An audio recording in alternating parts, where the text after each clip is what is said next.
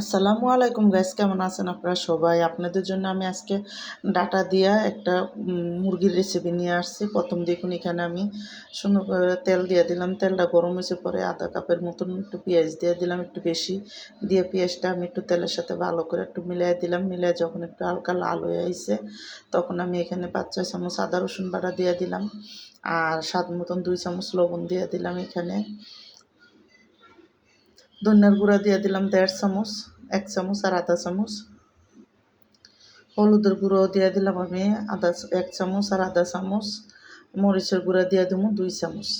তো সব কিছু দিয়ে এখন আমি কিন্তু এখানে মশলাটাই দিয়ে দিব। গরম মশলা, এলাচি, দারচিনি, লং সব কিছু একসাথে দিয়ে দিলাম। দিয়ে কিন্তু আমি এখানে দেখুন একটা বাটির থেকে কদ্দুর পানি দিয়ে দিলাম। এই পানিটা দিয়ে মশলাটা ভালো করে একটু কষাই নেব। মশলাটা যখন ভালো মতন কষাইব ততক্ষণই কষামো, তেল তেল ওঠা পর্যন্ত মশলাটা কষাই নেব। মশলাটা যখন কষানো হয়ে গেছে আমি এখানে মুরগিটা নিয়ে নিছি। তো আমি এখানে কট মুরগি নিছি। তো মুরগির গিলা, কলিজি, ঠ্যাং সব সহকারে একসাথে নিয়ে নিছি। আর দেখুন আমি এখানে কয়েকটা আলুও দিছি আর কয়েকটা ডাটা দিছি একসাথে। তো ডাটা আর আলু একসাথে দিয়ে তারপরে কিন্তু আমি দেখুন একসাথে ভালো করে মশলাটা মিলাই দেবো মুরগির সাথে।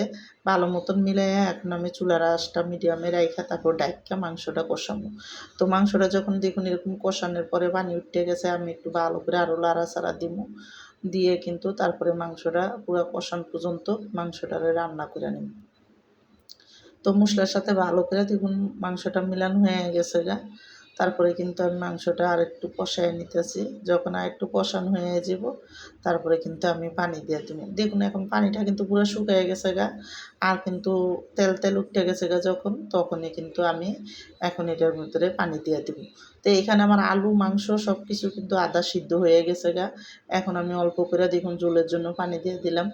এই পানিটা দিয়ে কিন্তু মাংসটা সিদ্ধ হয়ে যাব আর মাখা মাখা ঝোল রাখা হয়ে যাব। একটু ঝোল ঝোল করে রান্না করবো, এই জন্য কিন্তু একটু বেশি করে ঝোলটা দেওয়া হয়েছে।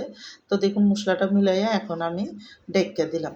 তা আমার এই মুরগির মাংস, ডাটা দিয়া মুরগির মাংস রেসিপিটা যাদের পছন্দ তারা লাইক সাবস্ক্রাইব দিন, প্লিজ আমার ভিডিওটা বেশি বেশি শেয়ার করে দিন আর সাবস্ক্রাইব করে দিন। আর এইভাবে একবার হলো ডাটা দিয়ে মুরগি রান্না করে দিই, এখানে অনেকই মজা লাগে। যখন 2-3টা বলক আইছে আমি কিন্তু এখানে দেখুন জিরা আর গরম মশলার ফাঁকি দিয়ে দিলাম।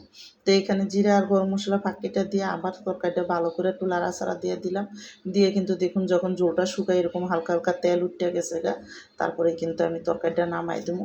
আর এখন কিন্তু দেখুন আমি লাড়া দিয়েও দেখাই দিলাম আমার কিন্তু তরকারিটা হালকা মানে অল্প অল্প ঝোলও আছে আর সুন্দর করে তেল উঠে গেছে। এখন আমি নামাই দেবো।